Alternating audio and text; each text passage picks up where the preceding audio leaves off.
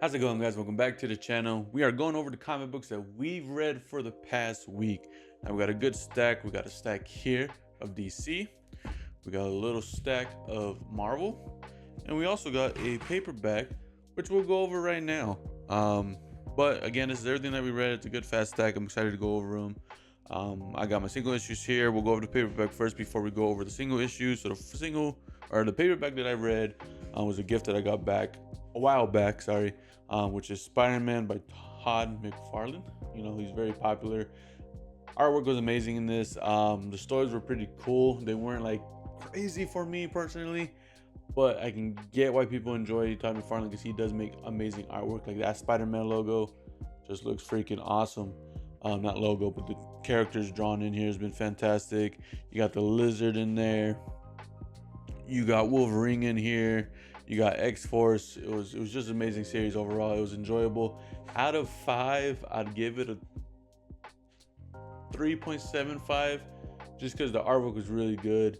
The stories weren't bad, but they weren't like amazing, like I said. So 3.75 out of 5 for me. But if you're interested in the Spider-Man and Todd McFarlane artwork, I definitely recommend it. So now we'll go over the DC ones that we did first. We're gonna go over for the pick of the week for DC, and it's gonna be Summer of Superman special. This is a one shot, kind of just going back on like a past thing that happened with Superman, and like how he faced his foe, where he saw the past, present, and future with this foe. And it cuts to the future where he's trying to live. He runs into his enemy again. It's really good. I definitely recommend, if you're a Superman fan reading it, this is going to take place part of the All In. It is part of the All In. It explains a little more what they're going to happen and whatever happened to Booster Gold towards the beginning of the All In special. This is kind of just throwing a little throwback to that. So definitely recommend reading that. And then in the end of it, it shows the upcoming Superman family related comics coming out, which is pretty cool. Next, we read the Absolute Flash issue number 2. This story was fantastic. It was very enjoyable. You got the Flash on the run. His dad's trying to get him in. His abilities is a little more crazy than they thought, and he's still trying to figure it out, which is pretty cool. Next, you got Detective Comics 1096. That issue is always fun. It was very fun to read. Detective Comics does not fail. They do very well with this, so I enjoyed that a lot. Next, you got Catwoman issue number 75 there. We read this one. It was fun. It was kind of a throwback to a situation that they had to deal with. I think this story arc is going to be going off of kind of like the past more than what's going on right now, because it kind of seemed like it was just talking about the past and some of the characters that they are going to be visiting in the future and how they came about. So pretty cool on that one. Next, you read Titans issue number 22. You got Deathstroke in there, building a new team. And then, of course, the Titans trying to figure out what Deathstroke's play is. He, broke some prisoners out of some people that the Titans captured and stuff like that. So pretty cool, very enjoyable. Next, you got the New Gods issue number 5. That was very fun, kind of going back on the past of why they're doing what they're doing. And then you did get a little battle with Orion trying to get the kid. And towards the very end, they talked about having the Justice League in this. I'm not gonna lie though, towards the very end, you get a glimpse of Superman literally on the last page, on the last panel, and that was it. So nothing crazy about the Justice League, but maybe in the next one they'll be, partaking a little more. But Superman stops Orion, which is pretty cool. Next, we got Nightwing issue 125. That one was very fun. Nightwing has been killing it. Nothing wrong with Nightwing. I definitely enjoy it. It's a cool story that's going on. Of course, he's trying to defend the city and also help the gangs out and stuff like that, trying to protect them because they are all a bunch of kids. This is an ongoing story of that, so I definitely recommend reading that as well. Next, we got Wonder Woman issue number 20. Wonder Woman definitely picked it up for me. Wonder Woman was kind of stale towards the end of the last couple issues, but this new story arc, which is including Batman, actually was really enjoyable to read, really cool. The mom got framed of Wonder Woman. The mom got framed with killing Ares, the god of war.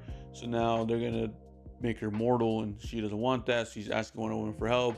Wonder Woman only agreed to it. She can get Batman to help. It's an insane story. I definitely recommend it. It's actually really fun to read, so I'm excited for the next issue to see where that goes.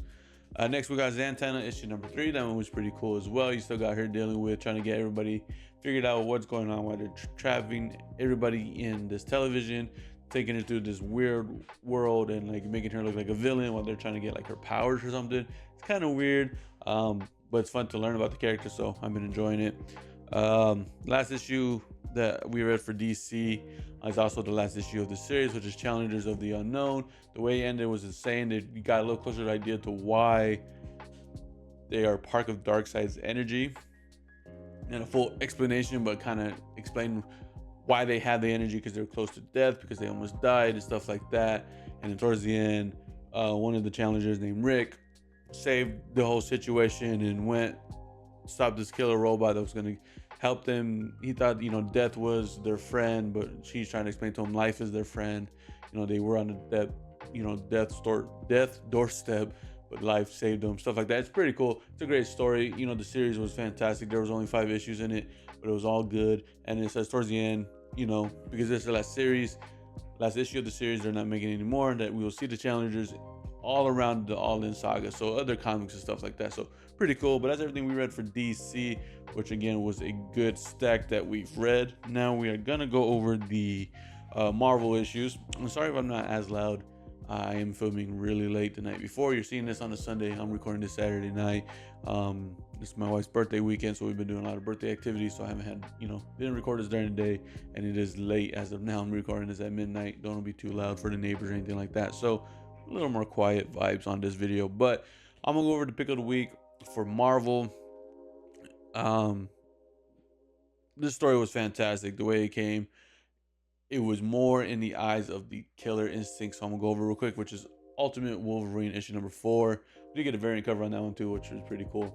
This one was like Wolverine's perspective of what was going on with him, but they drew it as him as a Wolverine, as like the dog style Wolverine, like a wolf looking thing facing a bear. And so that was the whole story, was him like talking about it. Also a situation that was happening at a lab, kind of like the back talk of like the scientists going on while Wolverine's there, but they're showing the scene of it. It was fantastic. I definitely recommend it.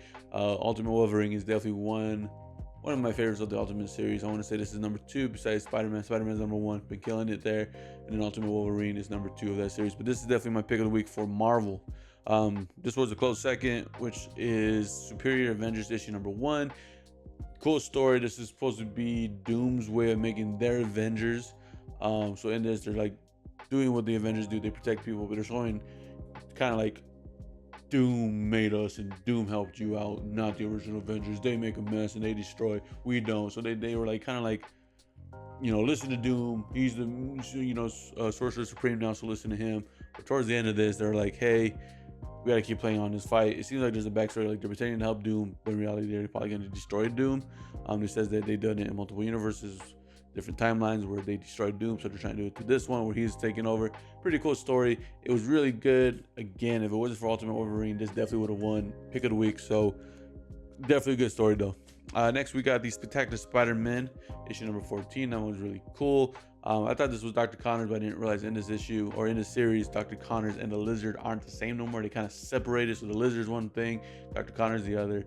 But the Lizard was attacking the Spider-Man, thinking that they took the Dr. Connors' son.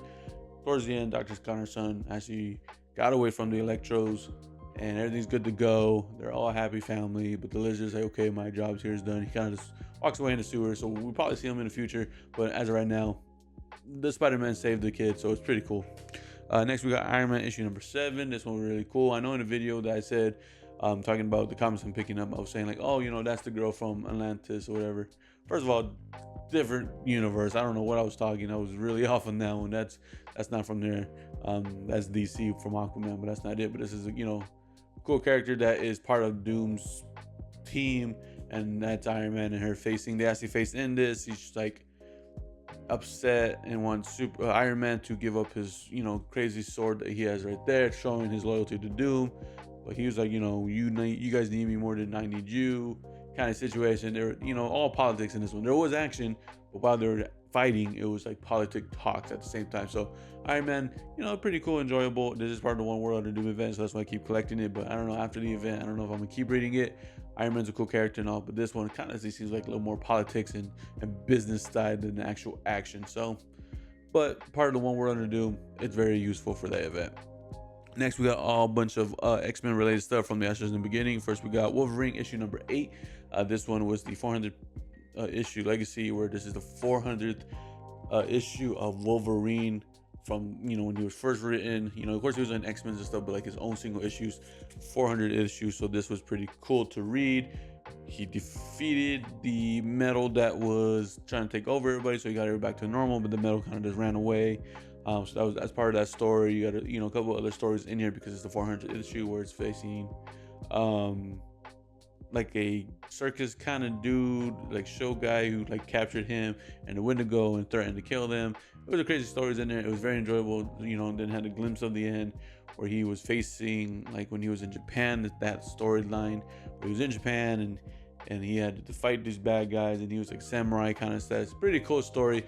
But for the main story of From the Ashes in the Beginning, that story was pretty cool. Ended off as him saving the day, but they're not quite done. He's still got to figure out what this metal is and how he can stop it from trying to take over the world and stuff like that. Pretty cool.